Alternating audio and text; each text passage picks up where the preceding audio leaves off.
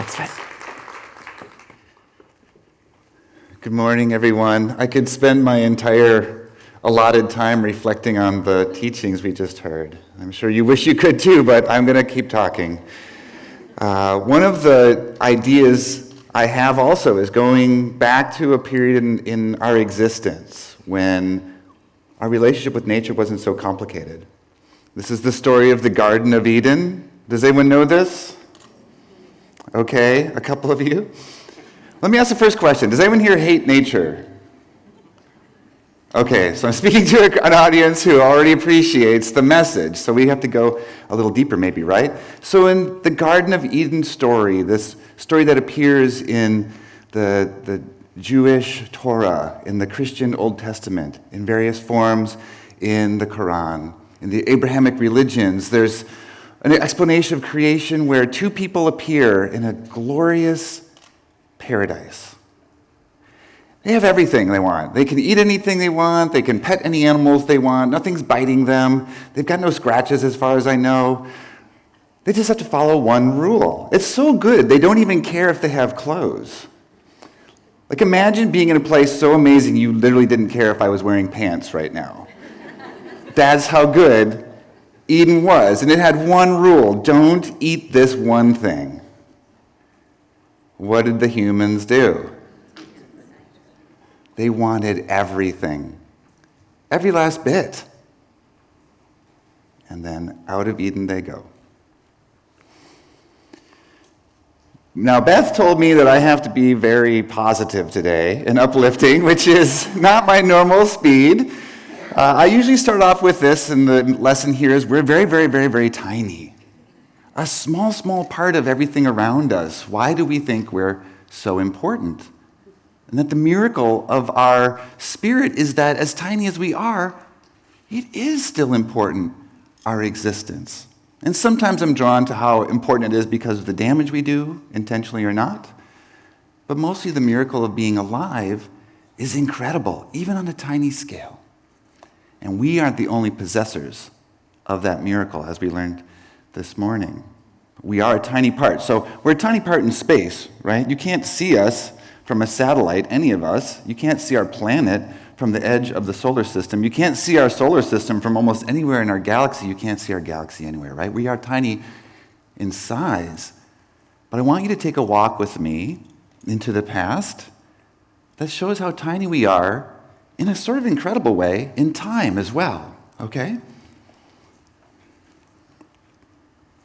This is the existence of the planet as far as scientists have dated it, about 4.55 billion years. And you can see on this far end is basically lava. We get lava for about 3 billion years. Hello, is anyone there? No, they melted in the lava. And then you get 1 billion years of slime. You can still see this same slime if you want to in Western Australia, Shark Bay. The same slime. But that was all there was. 1 billion years, and we've got, that's a lot of slime. Then we've got plants and animals, and now here, it's reversed. Over here, we've got us, humanity, and almost exactly in the same pixel, you have us right now today. This is the planet we live on. That's us. So let's take a step back, right? Each step I'm going to take is 100 years, a nice even century, okay? So I'll start like this, and I lift my heel. Boom, Bitcoin's gone. Amazon, internet shopping, vanish. The Twin Towers in New York are resurrected. Look, I've barely gotten anywhere. Kathy Freeman gives back her 2000 gold medal. The internet is now gone because we're in the 80s. Fashion's coming back. Oh, wait, I'm already ahead of myself. I still have to balance here, right? America's at war. This is a theme you'll see a lot. I don't know what decade we're in if I just say America's at war. That's all of them, right? But apartheid is back in South Africa. Cell phones vanished, thank God. The Soviet Union is back. The Berlin Wall rises again. Soviet tanks leave Eastern Europe. The atomic bomb never dropped. World War II is over. The Great Depression never happened. The Ottoman Empire just reborn, one step. I do that in 1 second. Okay, we're going to do a step a second now. Next step. Europe's at war, America's at war, Western, Northern, Southern Australia are unnamed colonies. Van Diemen's Land is the only informal name on Western maps. No airplanes, no cars, no electricity. 3 steps. Europe's at war, America's at war. Well, thank God now there's no more Europe. I didn't think I'd have this many balance problems.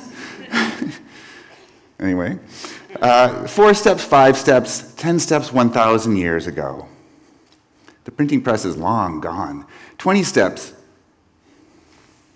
Jesus Christ is on the planet.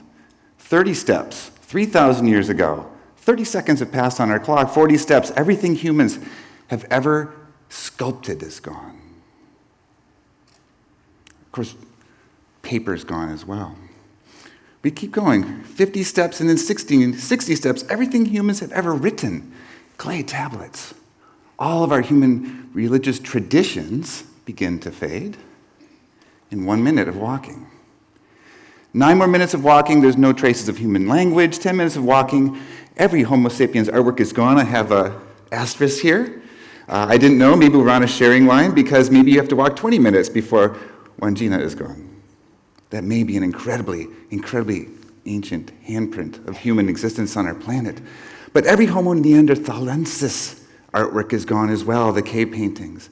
Half an hour, Homo sapiens begin to return to Africa. 50 minutes of walking, there are no more of us.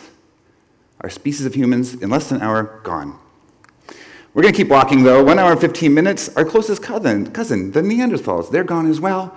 2 hours, 5 minutes. Anything you might call a Homo sapien ancestor has vanished. 2 hours. And we made it to here on the arrow. Is anyone feeling small and inspired yet? Let's get serious. We've got some serious walking to do. For a week and 14 hours we've walked, and we've gotten to that moment of extinction for the dinosaurs. But we have to walk for 23 more days and 3 hours before the age of the dinosaurs is over. T-Rex lived closer to our time than to Stegosaurus's time by 150 million years. And we made it to here. Now we're making progress, right? So let's pause. The earliest human monkey-squirrel thing that wriggled around the planet looking for seeds disappears about 1 hour and 30 minutes, if we count really, really strange-looking creatures. The dinosaurs lasted on the planet for 15 days worth of walking, 13 hours, 3 minutes. But even they go extinct. We walk for another 23 days, 3 hours, 4 minutes, and the world is populated by giant bipedal crocodiles. But they're extinct now, thank goodness. Dimetrodons, trilobites, and other things go extinct after about a month. 13 more days. Giant armored ocean monsters like Dunkleosteus. Their entire heads were made of bone, and they had guillotines for teeth. They're gone too. If we walk for 1 month, 22 days, 18 hours, 3 minutes, very precise, the huge coned nautiloids and toothy polyps are gone from the seas, which means we're back to slime. 1 month, 3 weeks, 6 days, 22 hours, and it's nothing but slime. Now we're walking about 80 kilometers a day. That's almost to Wollongong, I think, as the bird flies. Every day for 2 months just to get to the slime. And then for the slimes, we walk for 4 months of slime. And then it's 8 months of lava and poisonous fumes before we're dust again, right? So to recap, oops, I didn't change that. 49 miles, about 80 kilometers, 8 months with no life at all from the beginning of our planet.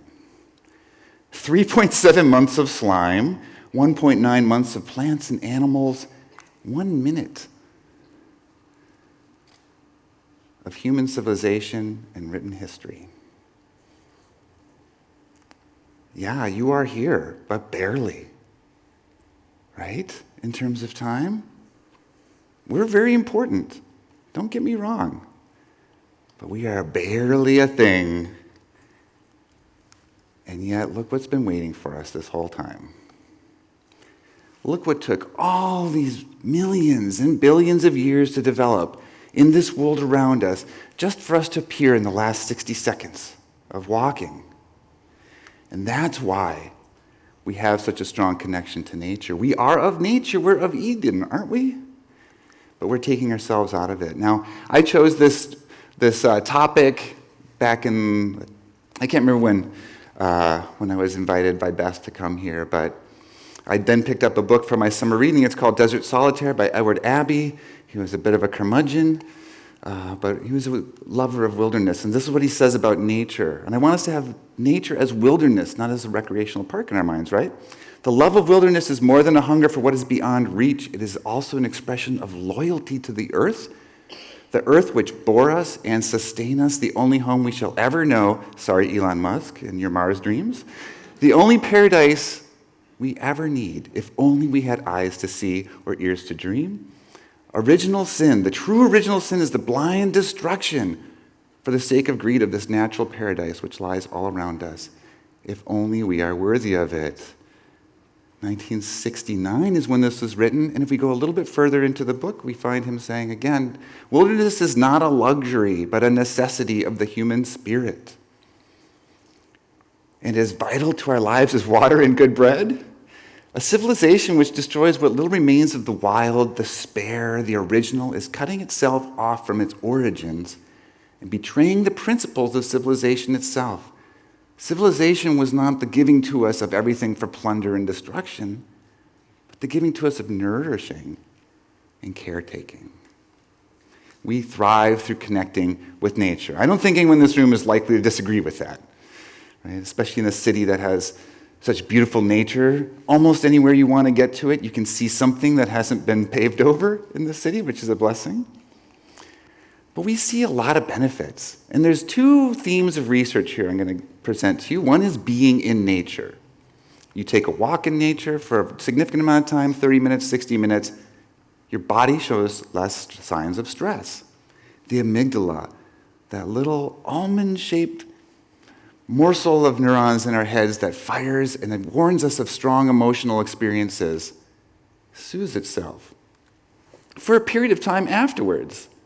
Like it resets. The amygdala is the thing that makes it so hard to think straight when we're angry or we're scared or we're sad, because it's saying you need to save yourself, you need to do irrational things to get out of here. Take a walk in nature. Better heart health, better health overall, something I know a lot of people in this room care about, better child mental health, that they have access to nature. And then if they feel connected to it, this is where our transition to nature connectedness or feeling related to nature begins. People connected to nature are less lonely. I mean, that makes perfect sense from the lessons from earlier this morning from Auntie. They aren't alone. They're surrounded by life. They have more love, not just for the animals, but also for us wretched little humans, always getting in the way in traffic and leaving our cups on the counter instead of putting them in the dishwasher. And finally, greater well-being, more meaning in life. Meaning in life is a complicated topic. It's not about being happy and perky and smiling your way through life and knowing how to dance and all these wonderful things. Meaning is why we're here. Meaning goes to that question, you are here in this giant universe in this sliver of time, and says, yeah, that's awesome. I'm going to do something with that, and it's going to be good, not just for me, but for other people. So my question is, do we really collectively know how to connect with nature? We want to, right? Like, let's see it. Who, loves connecting with nature? Let's see if we can get one person to say, I don't. No? Okay. There's something greatly appealing about this. We're feeling called back to it, even as we're watching ourselves light it on fire. We are still loving it, but are we loving it to death? Here are images of people, I believe, saying that they are connecting to nature. In fact, I know in many of these cases, the reason that people engage in some of these behaviors is because they love being in nature, they enjoy being in nature, they feel connected or called to nature. I'm going to suggest that they mean it, right? Hunting as a traditional way of life, fishing as a recreation that can provide food, driving giant vehicles over delicate ecosystems as a way to feel powerful. All those things are really important to somebody, right?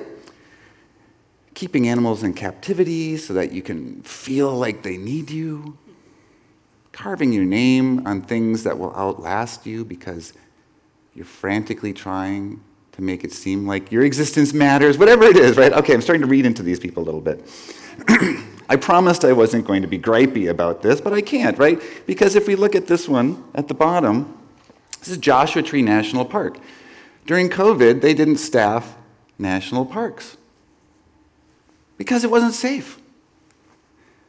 So nature lovers went and drove their recreational vehicles or four-wheelers all over the desert landscape. And this picture is a nature lover sawing down a threatened Joshua tree in Joshua Tree National Park so they could go to restricted areas to drive their four-wheelers. If we asked them, they would say, I love being out in nature, I bet. So rather than looking at enjoyment of nature, what we can do for fun in nature, let's look at meaning in nature. Meaning brings us a sense of responsibility, right? We're not just in it for ourselves. We're not just in it to love up nature until it's all gone, be the last person to lick a glacier, whatever it might be. It's not extracting, overusing, exploiting, trampling, uprooting, capturing, or acting as if the world exists just to amuse or distract our sad, empty selves. I know that sounds a little judgy, but I think I am maybe a little judgy on some topics. So I apologize for that, but that's what I see as the dynamic sometimes. It's there. It was made for me to do whatever I want with. It's easier to deny that we're all living on a planet in a murder-suicide pact than to change our relationship with nature sometimes, right? But it's not that hard, because if we just make one simple switch and equate nature to people, certainly we would never exploit people. I think we might. Okay, so let's go one step further. Babies! Nature is babies. We love babies. Other than maybe parents of child beauty pageants, we don't really exploit babies too much. Not too much. We don't trample them. We hardly ever dig them up. What if nature was our baby? And connecting to it meant we connect to nature the same way we want to connect to a baby. We don't do this to babies. We don't go fishing for them. We don't stick our fingers in their noses. I mean, sometimes maybe you have to, but nature is our baby, isn't it? Not because we made it, not because it's smaller than us, but because we have exerted so much dominance over it that it now needs us. Maybe more than we need it, which is a scary thought, because without it, we die. Why would you do that? Baby asks. Why? Does anyone want to destroy the world around us? No. But we do anyways. But we don't have to, right? So when I go out in nature, usually I'm going for a walk, I look at a rock, I look at a tree, and I kind of go through it. I extract some healing from it. I extract some happiness from it. I feel like a good person because I picked up someone else's dog poo in a bag, which I can't believe even happens, but I can do better. I know I can, because we're still in trouble, right? So meaning as an avenue to nature is different. It brings a different kind of connection. You connect to people differently when there's meaning there as opposed to fun. You're not trying to pick up people at a bar because of meaning. You're not trying to drive your four-wheeler and impress people with how loud your engine is because of meaning. You don't exploit. You don't extract. It's not selfish. And most importantly, meaning is not mean to babies. Meaning invites us to share in, to nurture, to protect, to love, to nourish, to heal, to celebrate, and to make better. Every time we go into nature or have an opportunity to be in nature, this should be our connection, maybe. Yeah, if we can, we should draw spiritual strength and replenishment from nature and have our amygdalas calm down and our hearts get healthier. We're maybe running out of time to only do that, though, right? And that doesn't seem fair from a meaning standpoint, to just get and get and get and get from nature and then scold other people for driving four-wheelers from a stage, right? We can cherish and love nature. And I would suggest that meaning makes whatever sacrifices we need to make a joy. I don't think I slept for the first 18 months when I had my kids. There's a weird joy in that. It wasn't fun.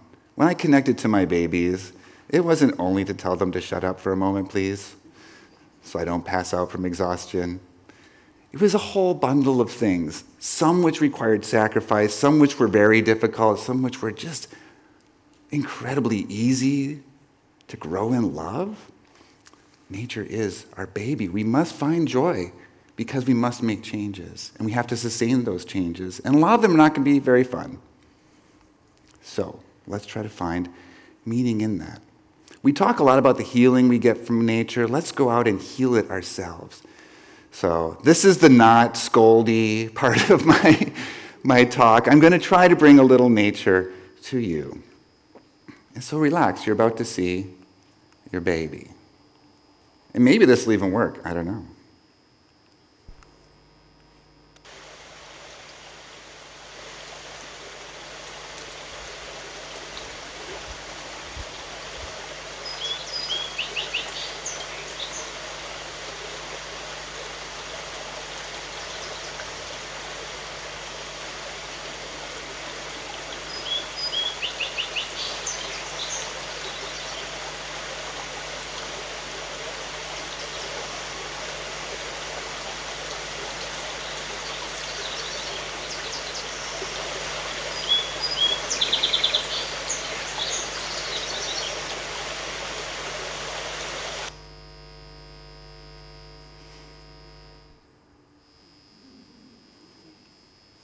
So that's all I ask. Let's just love that nature a little bit.